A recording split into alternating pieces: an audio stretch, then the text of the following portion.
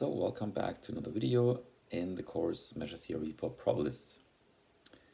Today we're diving a bit deeper into sigma-additivity. We already had some properties, for example, the fact that an additive set function on a ring is sigma-additive even only if it's sigma-subadditive. But we will add to this today by having new notions. In particular, they are called continuity from above and below. We will see in a second what it is. And we will prove something which we will need later, which is that irregularity with respect to a compact system is equivalent to sigma-additivity. So let's get started. So sigma-additivity is the topic of today. Let's recall some notation. A set function is called sigma-additive if this here holds. Remember, this here is a disjoint union. So if these ANs here are disjoint, then mu of the union is sum of the mu's. Sigma subadditivity does not require that they are disjoint. It just says that mu of a union is smaller than the sum of the mu's. And now let me come to this, what's new today. Continuity from below and from above in the empty set. Well, continuity from below, you have an A, which is a union of the ANs, which are an increasing sequence of sets. Then mu of A is the limit of the mu of ANs. Well, the ANs, they increase to A, so that's not, that's a nice assumption, I think. Continuity from above is the opposite. You have a decreasing sequence of sets. A is the intersection of all of them. Then again, mu of A is the limit mu of AN.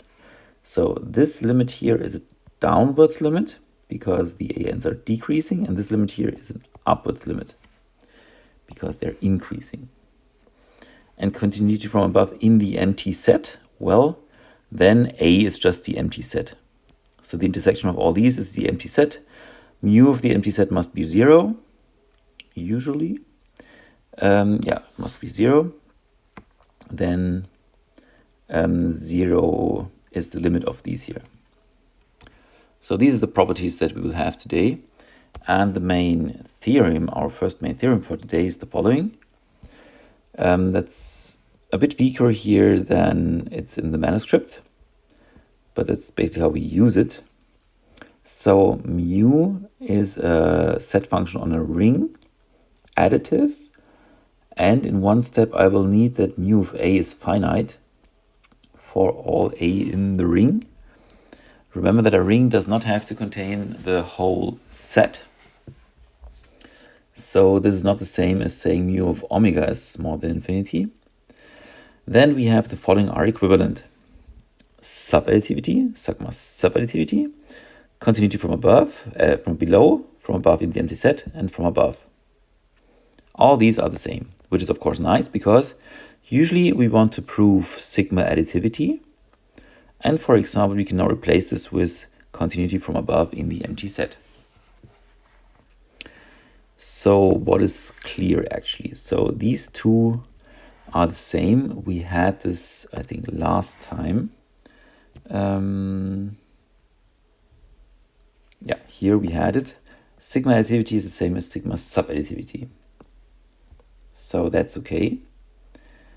And of course, which is also clear is if something is continuous from above, then it's also continuous from above in the empty set, because the empty set is just a special case. So what will be proof? If I have 1, I can show 3. Continuity from below. I define the following. A0 is the empty set. And I have to show continuity from below, which means I have to have an increasing set of functions, an, and I write A as the disjoint union of an without an minus 1. Because these are increasing, this is a disjoint union. From 1, I know the set function is sigma additive. From the ring property, I know that all these here are in the ring. So I know mu of A equals, by sigma additivity, the sum n from 1 to infinity mu of an without an minus 1. So this by definition is the limit big N to infinity, sum n from 1 to capital N, mu of an without an minus 1. But this here is the mu of a capital N, because of the same definition as here. The ANs are increasing, so yeah, if I make a union of all these here, I end up with an, and all these are disjoint. And that's the property that we wanted to have, continuity from below. So let me save some space here by erasing this here. So that was from 1 to 3. Now from 3 back to 1. So I have continuity from below, and I want to prove sigma additivity. Yeah, that's actually simple. So I have ANs, and I have Bn, I define as a disjoint union of n from 1 to capital N. And this here increases to B, which is the disjoint union of all of them. Yeah. I have continuity from below, so mu of Bn converges to mu of B. But mu of Bn is the same as the sum of from n from 1 to n, mu of an. So limit n to infinity, sum mu of n from 1 to capital N, is mu of B, so mu of disjoint union n from 1 to infinity an. Well, and the left hand side here is by definition the sum n from 1 to infinity mu of an. And here we have sigma additivity. Okay, that was the second thing. Let me again make some space here. Then what do we have from 4 to 5? So I want to show that continuity from above, and it should follow from continuity from above in the empty set. So what do I have? I have ANs which drop to A, which is the case. So AN without A drops to 0, right? And I know already continuity from above in the empty set. So, yeah, what can I say? Mu of an, so an is an without A, disjoint union with A. So that's mu of an without A plus mu of A. This here well, an without a drops down to, sorry, it's the empty set here. A continuity from above in the empty set. So the limit of this here is 0, so mu of a. So I have this here, and that's what I wanted to have. Sorry, the limit. I forgot to write down the limit. This here is a limit n to infinity. And that's exactly 5. Continuity from above in general. Let me again make some space.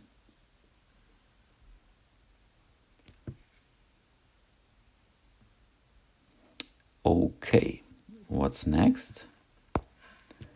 From 3 to 4. So now mu is continuous from below, and I want to show it's continuous from above in the empty set.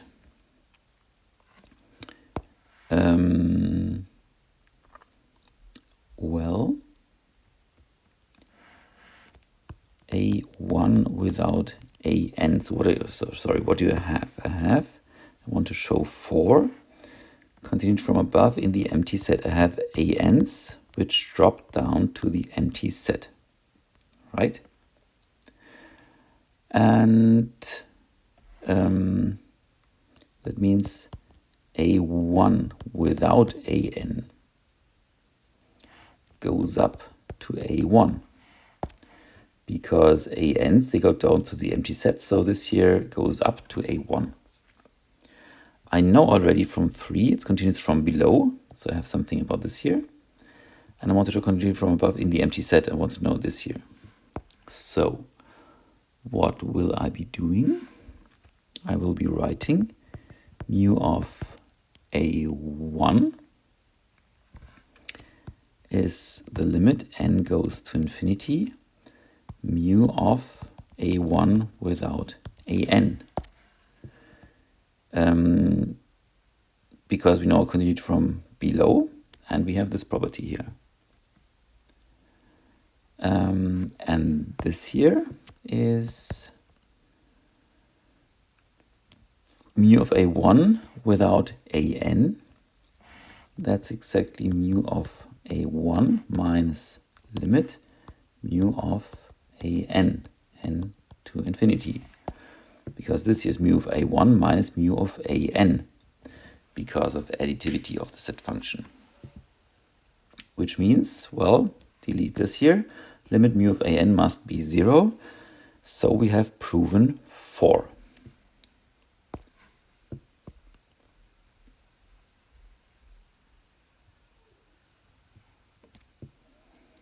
Okay, what's next? When we have 4, we still have to show 3. So if mu is continuous from above in the empty set, then mu is also continuous from below. I must show continuity from below, so I have an's converge to a. Or a without an drop down to the empty set, right? So I have 0 equals limit n goes to infinity mu of a without an. That's from here, and the property 4 continued from above in the empty set.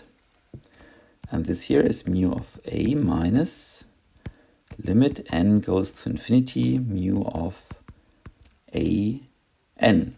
And this means, well, this limit here must be mu of a, which is 3. And this last step here, I have used that mu of a must be finite. Otherwise, this here does not work. Otherwise, I cannot write down this equality here. So here I need this property mu of a is finite for all a. Okay. So let's come to the next result. Here we have a measure on a Polish space. And remember, a Polish space is one where I can have a metric which is complete, and the topology is separable. So that means there is a countable set, omega 1, omega 2, and so on, which is dense. Yeah, what does dense mean? That means, like Q is dense in R, no element of omega without this countable set is more than 0 away from this set. So you can approximate every element in omega by elements in this countable set, which means I can write down omega as a union of countably many sets, B 1 over n omega k. So B, that was the ball with a radius 1 over n around omega k. And no matter how large n is, so how small the radius is, it's always true. Yeah, so that's where we need separability. And we'll come in the proof also to the point where we will need completeness. So what does the theorem say actually? It says that I can have a compact set here such that the measure outside of the compact set carries mass at most epsilon, which is given in advance. So that means basically most of the mass which mu carries is within some compact set. Yeah, you will need this also, this property. So compact sets are large in the sense that mu carries almost all, the mu of this case almost everything. Here I have mu finite, we will need mu as a probability measure, okay. So why is that? Yes, so this here holds. I have mu as a measure, and a measure is sigma additive, and a sigma additive measure is continues from above in the empty set, which means, well, I can write down the empty set as the complement of this here, and the complement of this here is omega without this k from 1 to infinity be 1 over n omega k.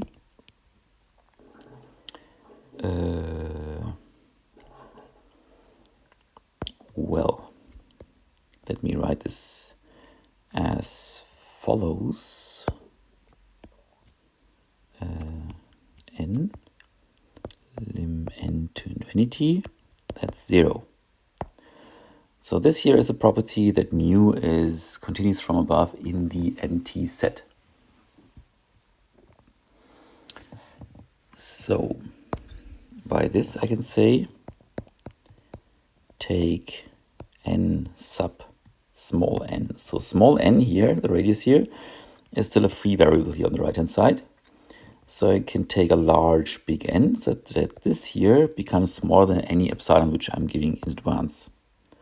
So I have to write down let epsilon be bigger than 0 somewhere here. So I take this NN with mu of omega without union k from 1 to nn be 1 over n omega k is smaller than, okay, epsilon, and epsilon is arbitrary, so epsilon divided by 2 to the power of n.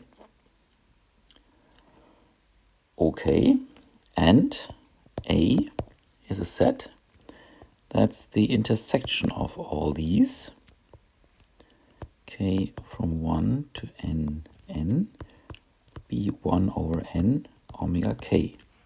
Okay, that looks complicated.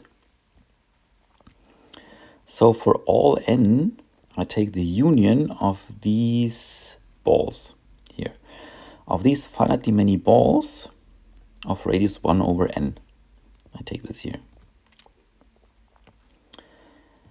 And I claim that this set here is totally bounded. And let me just recall what totally bounded was.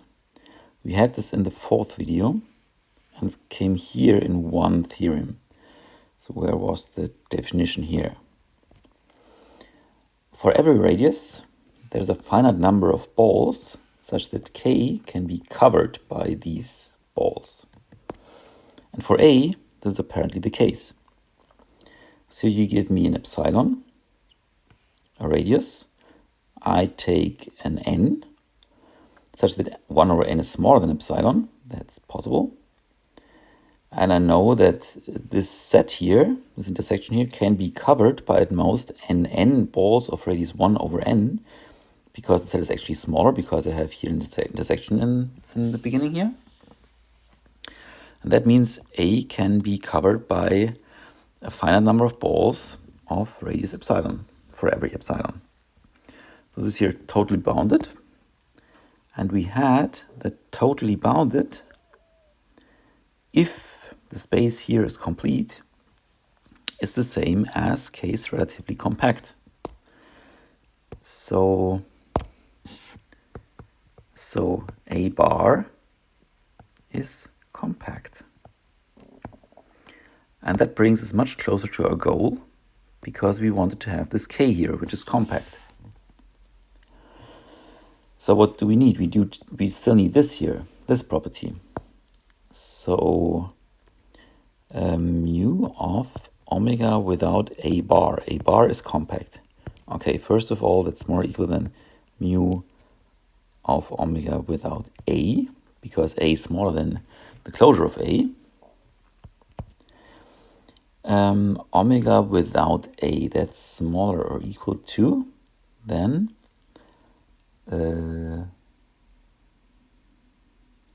well, that's actually an equality, right? That's an equality. I just want to write down what that is. So omega without this thing here, I can also write differently. So the complement of this here, the complement of an intersection, is the union of the complements. So the complement of this here. So omega without union K from 1 to nn be 1 over n of omega K, like this here.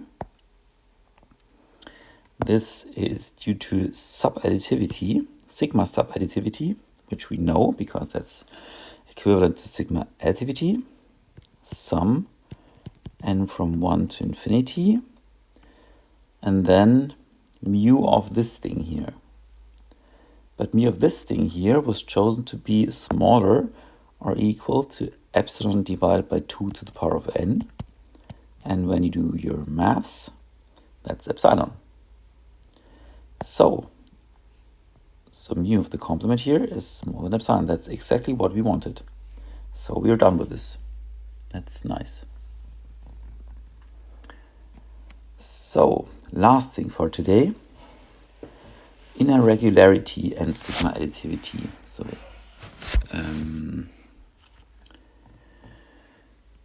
yeah, mu is finitely additive on a semiring and inner regular with respect to some k. And I forgot here that this K here has to be a compact system.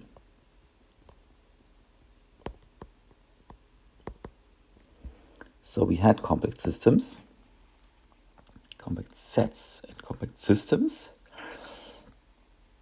So compact system was one where you have, if you have that the countable intersection is the empty set, then already the countable intersection for some big n is already the empty set. So that's a compact system. And when you have this, then you have shown sigma additivity. So basically what it is, that it's yet another property like these here, equivalent to sigma-additivity, or at least sigma-additivity follows from this.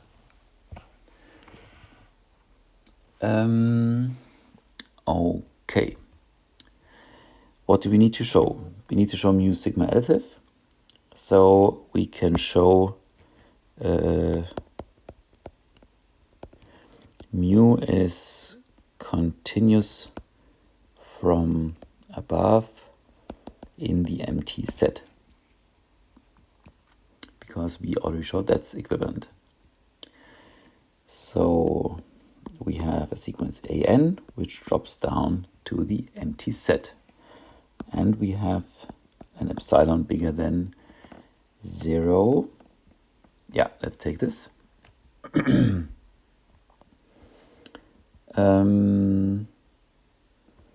So what do we then need? So we need that we find a finite, a capital N or something, such that mu of a capital N is smaller than epsilon.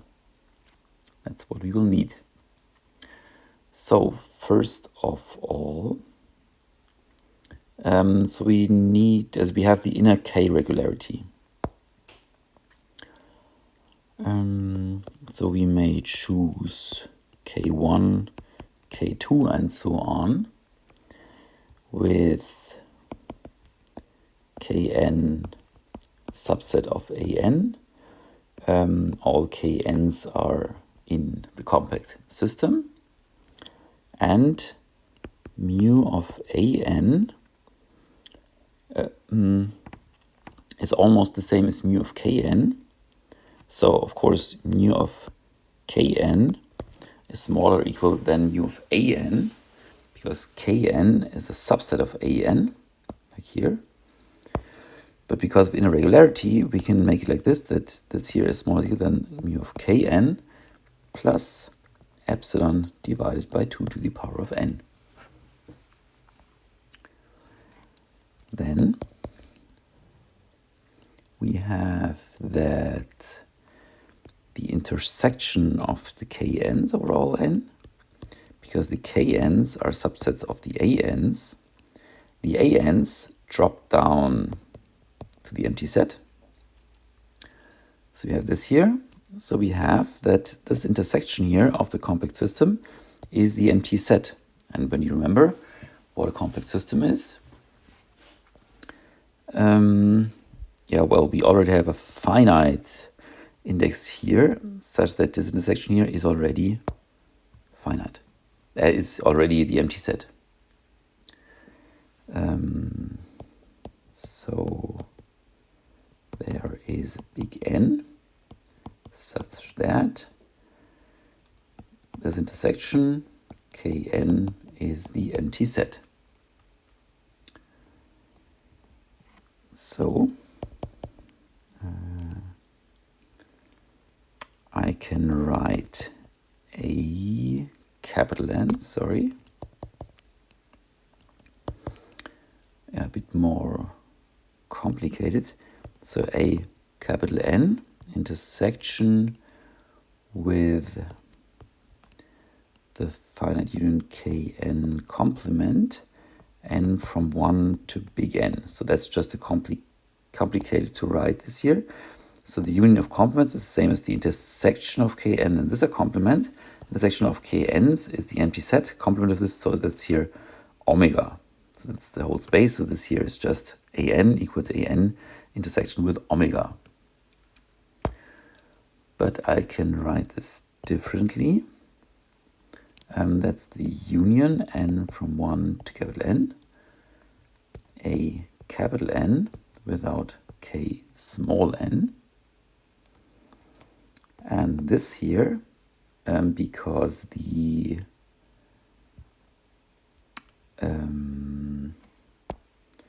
An sequences is dropping, so I can make this bigger by saying here, well, that's not An, a capital N, but a small n without Kn, because n only goes to big N here. And from this,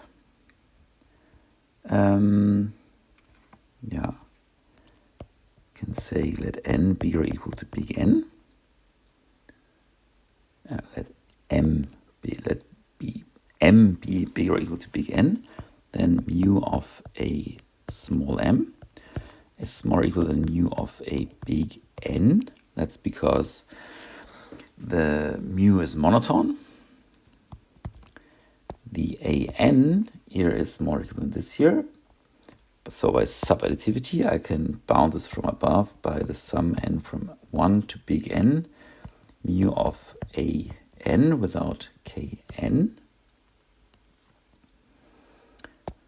Well, from here, I see that the difference between these two here is at most epsilon divided by 2 over n.